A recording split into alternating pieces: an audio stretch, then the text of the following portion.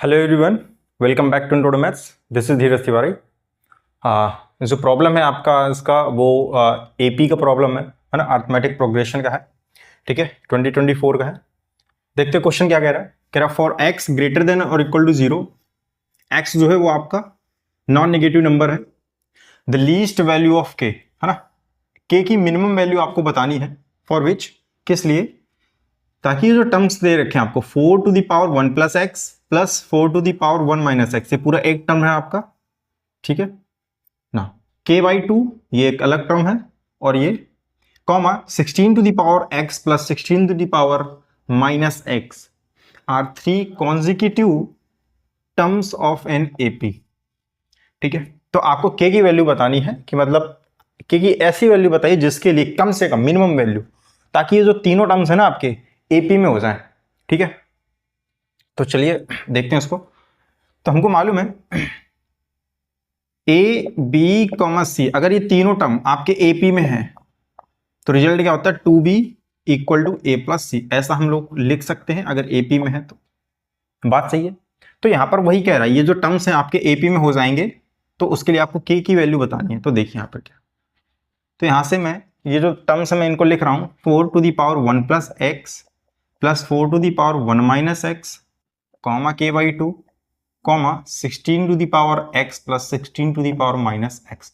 ये जो आपके तीन टर्म्स दे रखे हैं।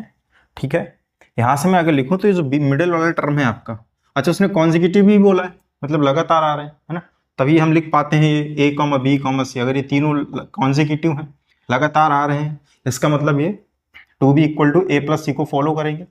बात बराबर यहाँ से।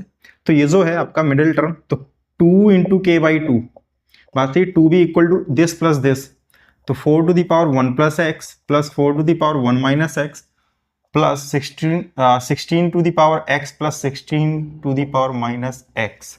इतना हम लोग लिख सकते हैं, राइट। तो यहाँ से कैंसिल आउट हो जाएगा, ये k आपका आ गया। मैं थोड़ा इनकी ग्रुपिंग करता हूँ, इसको अलग लेता हूँ, इसको अलग लेता हूँ। ठीक है, तो यहाँ से देखिए मैं क्या लिख सकता हूँ इसके, यहाँ से मैं 4 into 4 to the power x ऐसा लिख सकता हूँ, राइट, इस टर्म को। और यहां से क्या लिख सकता हूँ, 4 upon 4 to the power x, है ना, पावर क्या हो जाएगी, डिवाइड में सब्ट्रैक्ट हो जाती है, तो वही मैंने कर दिया यहाँ से। प्लस यहाँ पर अगर मैं देखूँ इस टर्म को, तो 16 to the power x plus 1 upon 16 to the power x लिखा जा सकता है क्या, है ना, इसमें कोई दिक्कत नहीं होनी चाहिए। बात सही यहाँ से।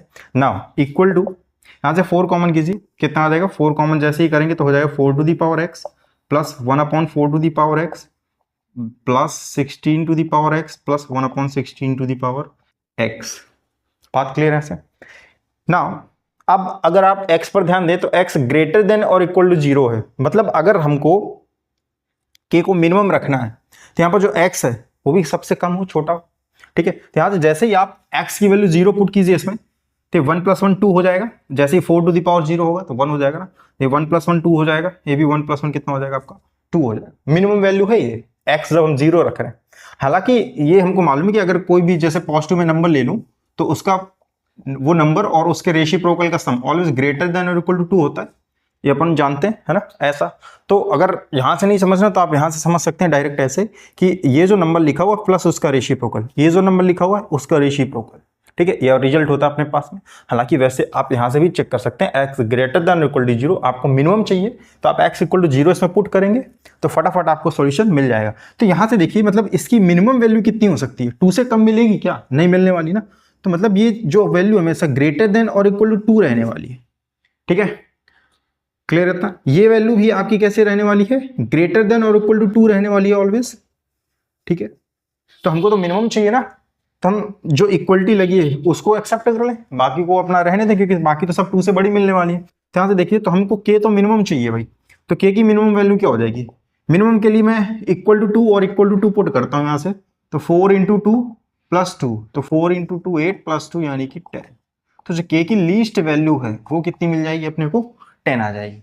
ठीक है, तो एपी का क्वेश्चन था, बहुत ही इजी क्वेश्चन था, बस थोड़ा सा यहाँ पर आपको थोड़ा सा सोचना था रुक करके, और आंसर आपका तुरंत आ जाता। तो ऑप्शन नंबर आपका करेक्ट हो जाएगा 1।